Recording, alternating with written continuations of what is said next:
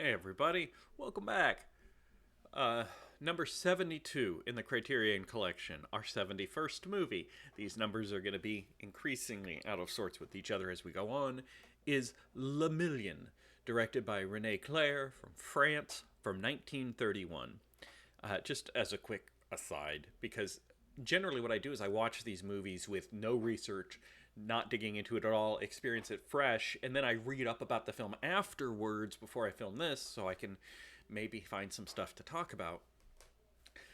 I'm not great with numbers, and I completely forgot that I had already said this thing came out in 1931 because the very opening of the film says, Paris, 1930. And I'm like, oh, okay, so it's a period piece. And as I'm watching the movie, I'm like, oh, they really captured, like, they made this movie as if it was made in 1930. They didn't just set it then, but like this looks like a 1930 film, the way the actors are and the way that everything looks. That's because it is a 1930 film, which makes it a little weird that they specified, 1930 London instead of saying present day or not saying anything. That's a little weird. Um, Le Million is a short, I mean, it's an hour and 30 minutes ish, French musical comedy. Of note, also, uh, and we haven't hit our 80th film, so we're not going to do like a full statistic rundown. But when it comes to non English speaking films, France is the number one country that we've seen so far in the Criterion Collection by a long shot, right? So 71 films, 19 have been from America, 16 have been from the United Kingdom or, predominantly England. Uh, and then our third runner up is 12 at France, and our fourth one is 9 from Japan. So, like, we're very French heavy when it comes to foreign films. Uh, Although this is only our seventh from the 1930s. I'm going to close my statistics so I stop reading from it. This is also my first time seeing a musical in a foreign language, and I can't say. I obviously can't extrapolate fully because maybe it was different in the 30s, maybe this one is different.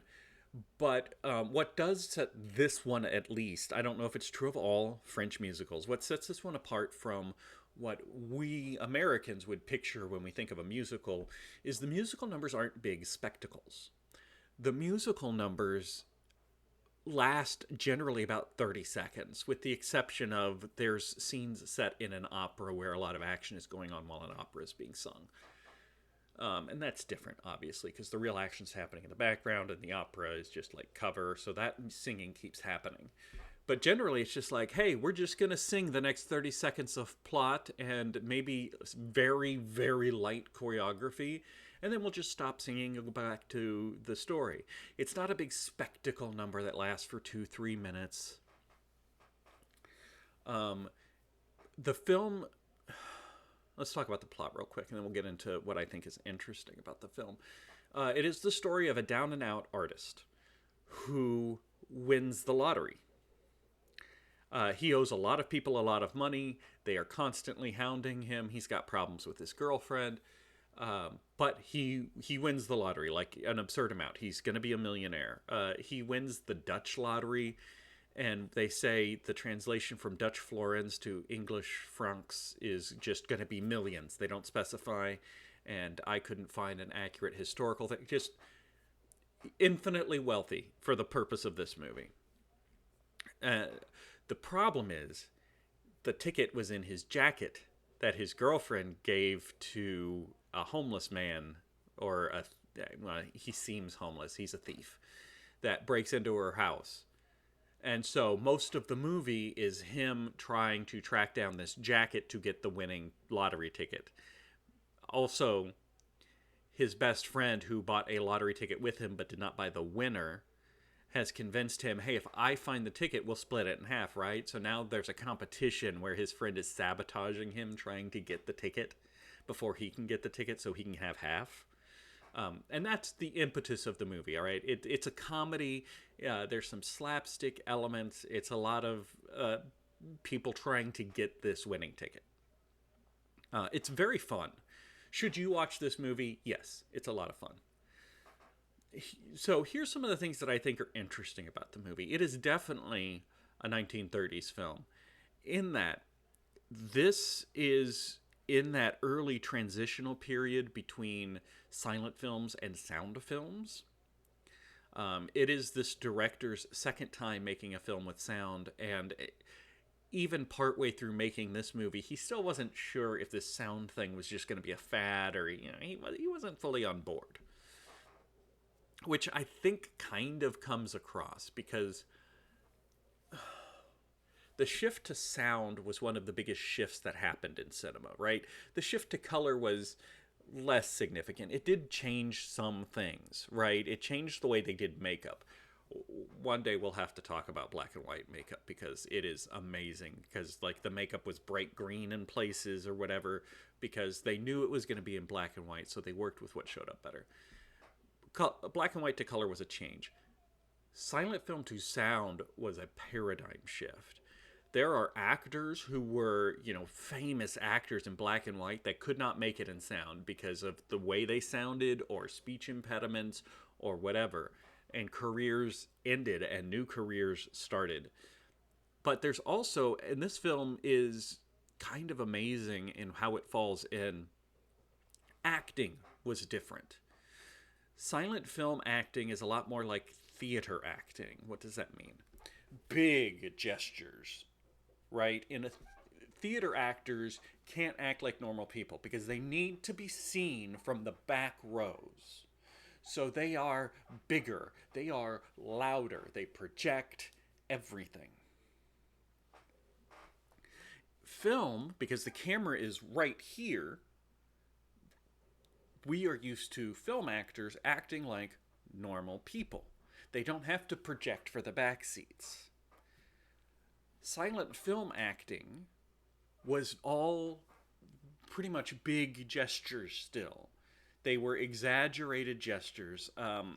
Why is that the case? Probably from the theater background, the theater experience, or possibly, because visual is all we've got, so let's use the visual. But once talking in films became a thing, the style adjusted to what we are used to now, which is just, basic standard human movements. I'm using my hands here a lot because I can't. It'd be kind of silly if I stood up and walked back there to show you what I'm doing, but you should get it. This film is kind of in a sweet spot where the actors are still acting like they're in a silent film. The photography of the film is also still like it's a silent film. If you showed this to somebody, a sequence that didn't have any sound, with some film history, they would assume this was a silent movie. In fact, it's a little surprising sometimes when they speak and you're like, oh, that's right, it's a talkie. So it's just, this occupies a very interesting space, I think, where it's shot like and physically acted like a silent film, but there is talking. As I glossed over briefly, I think it's a great movie. It was a lot of fun. It has an ending, which for me is my biggest issue with French films, as we've talked about. Although, what's kind of funny about this one is they put the ending right at the very start. And then the characters explain what happened that day. And that explanation, basically the entire movie is a flashback. They don't make a big deal about it, but like, there's one scene at the beginning where everybody is celebrating. And some people are like, hey, we're trying to sleep. What are you celebrating? Let me tell you about the day. Then it's the entire movie. And then you get back to the celebration. They don't cut back and forth. So it does have an ending. And they put it at the very end. Which is... I love it when a French film has an ending. I do. This was fun. I don't know that I would necessarily seek it out again, but it is fun. The comedy is fun. There's some slapsticky elements, a bunch of running around and tug of war with a coat and locking people in closets and people coming. Madcap, I think, is the word to describe the kind of frenetic energy of this film in a lot of places. Very good. I liked it a lot. So I think One more thing of note. This movie is the one that turned director Rene Clair onto the idea of sound because of one specific scene in this movie. He realized you can have fun with sound, you can do things with sound, which is there's a scene where like several people are working with this coat and like pulling it back and forth and trying to dodge people. It looks like it to me. It looked like an American football game. I mean, they're even like holding it and running. And the director also agreed it looked like football, but when a French person says football, they mean soccer. Uh, and so they put in the crowd. They put in audio from a soccer match over that scene, and that was kind of the moment Rene Clair realized, oh, sound can be fun. So if you do watch the movie, you can look for that moment in the movie and realize that's the moment this director decided sound isn't necessarily a fad and could actually be used, which is just kind of a neat touch. So, yes, Lemillion, it's a good time.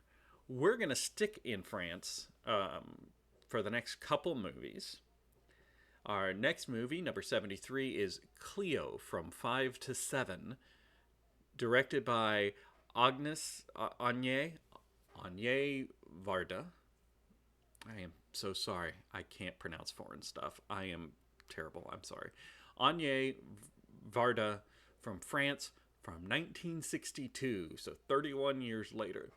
Agnier Varda is actually going to direct our next two movies, so, here's hoping that they're good. I don't know if it's a male or a female, but I will find out by the time we talk about it next time. As always, thank you for supporting this journey of mine at 72 entries in. I might be in this for the long haul. When I started, I was very much of the opinion that I could stop at any time and I might just abandon the whole thing. But I've stuck with it. And now I guess it's just a question of how far I'll go. At present, there are 1,294 numbered entries in the Criterion collection. And again, some of those are going to be bundles, and so that's not the same as the number of films. But it would mean if I did this collection perfectly, that there would be around over 1,200 videos. Oh, so at one a week, it's going to take me 20 years. Luckily, I can do more than one a week when they're English or when I have days off from work. So that's it. Thank you so much. I will see you next time. Go check out Lemillion if you want to see kind of a turning point. Oh, I also meant to say, because the era of the transition to sound is very fascinating, I think, if you're into cinema at all, because it was like the invention of computers. It just changed everything. There are two good American language movies that you can check out if you want to see a little bit more of that culture and what it meant to film at the time. One is Singing in the Rain, which is a movie that's also kind of set around that time and that transition, and there's some interesting bits and pieces in there of them making that transition. The other one is Chaplin, starring Robert Downey Jr. As Charlie Chaplin, as he is being pressured to make a sound with film. And so they talk about that in there. They are two very good, very enjoyable movies that also deal with this transitional period that I think is very fascinating. There are probably other movies out there. Those are the two I can think of off the top of my head. So if you want a homework assignment out of this, go see one of those two and check out Lemillion. I'm done, for real. I'll see you next time.